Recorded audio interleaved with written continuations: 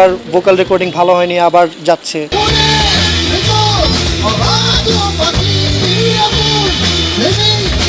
আমি জানি না আমার ফিউচার কি, আমি জানি না। আমরা অ্যাকচুয়ালি মিউজিকটাকে দেখি হচ্ছে কি একসাথে মিউজিক তৈরি করার ব্যাপারটা। 25 বছরে আমি যা শিখেছি আমার পুরো মিউজিক ক্যারিয়ারে আমি অতগুলো শিখতে পারি।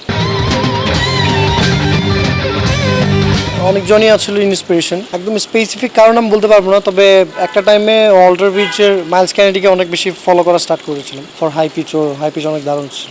সো আপাতত একটা নামই মাথায় আসছে। আমার ব্রুস ডিকিনসন অনেক পছন্দ। ছোটোবেলায় যখন আয়রন মেডেন শুনি তখন ওই আয়রন মেডেনের গান ছেড়ে দেখা যাচ্ছে কি আমি নিজেই ব্রুস ডিকিনসন হয়ে খাটের উপর পারফর্ম করছি, এরকম করতাম। তো ব্রুস ডিকিনসনকে অনেক বেশি পছন্দ।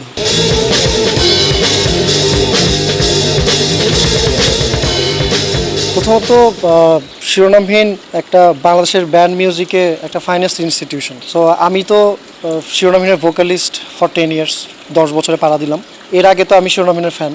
সো শিরোনামহীনকে সবসময় আমরা কাছ থেকে পেয়েছি, কাছ থেকে অ্যাভেলেবিলিটি ছিল শিরোনামহীনের। কারণ অ্যাভেলেবিলিটির কারণটা হচ্ছে শিরোনামহীন সবসময় স্মার্ট ছিল। সবসময় আমরা যখন ক্যাসেট ছিল, আমি ক্যাসেটে শিরোনামহীন শুনেছি। যখন সিডি ছিল 2012 সালে, তখন সিডিতে শিরোনামহীন অ্যালবাম পেয়েছি। তারপর ইউটিউব চ্যানেলেও শিরোনামহীন এখন যদি আমি বিবেচনা করি তাহলে one of the strongest channel hold করে শিরোনামহীন।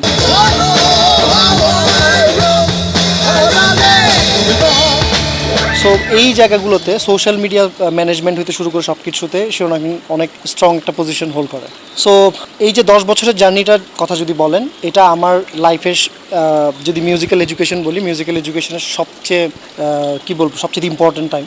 সবচেয়ে বেশি মিউজিক্যালি আমি এডুকেটেড হয়েছি এই গত 10 বছরে। সত্যি কথা বলতে, যেমন আমি শিরোনামহীনে এখন 30 বছর, শিরোনামহীনে 25 বছরে আমি যা শিখেছি আমার পুরো মিউজিক ক্যারিয়ারে আমি অতগুলো শিখতে পারি। এতগুলো ইনস্ট্রুমেন্টের সাথে পরিচিত আমি কখনো হইনি তখন। শিরোনামহীন 25 ইয়ার সেলিব্রেশনে আমরা অর্কেস্ট্রার সাথে পারফর্ম করেছিলাম। এটা তো একটা রক মিউজিশিয়ানের জন্য আসলে স্বপ্নের চাইতে অনেক বড় কিছু, তাও আমাদের দেশের মতো একটা জায়গাতে।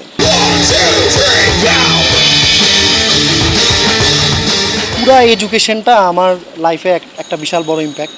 আমি জানি না আমার ফিউচার কি, আমি জানি না আমরা শিরোনামহীনের কী হবে। অবশ্যই ডেফিনেটলি ভালোই আশা করব সব কিছু, বাট এই এডুকেশনটা আমি মনে করি যে আমি যতদিন বেঁচে থাকবো ততদিন আমাকে সাপোর্ট দেবে।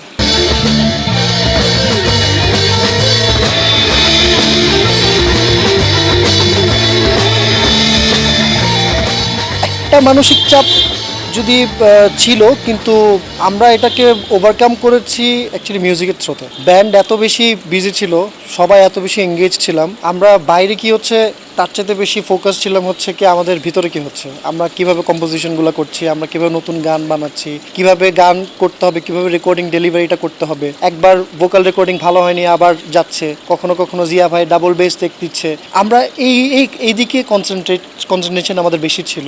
সো দ্যাটস ওয়াই ওই চাপটা অ্যাকচুয়ালি হয়তো কম ছিল। বাট হ্যাঁ, একটা সামাজিক সোশ্যাল প্রেশার তো ছিল। সো শিরোনামহীনের এখন 30 বছর, শিরোনামহীনে আমি 10 বছরে পড়লাম, 1 দশক আমারও হয়ে যাচ্ছে। সো এর মধ্যে অনেক কিছু শিখছি, আরও শেখার অনেক কিছু আছে। সো আমরা অ্যাকচুয়ালি মিউজিকটাকে দেখি হচ্ছে কি একসাথে মিউজিক তৈরি করার ব্যাপারটাকে মেইনলি। পাবলিকের ডিমান্ডটাও আমাদের দেখতে হয়, কিন্তু তার চাইতে বেশি মনে হয় 80%ই আমাদের কনসেন্ট্রেশন থাকে আমাদের মিউজিক মেকিংয়ে।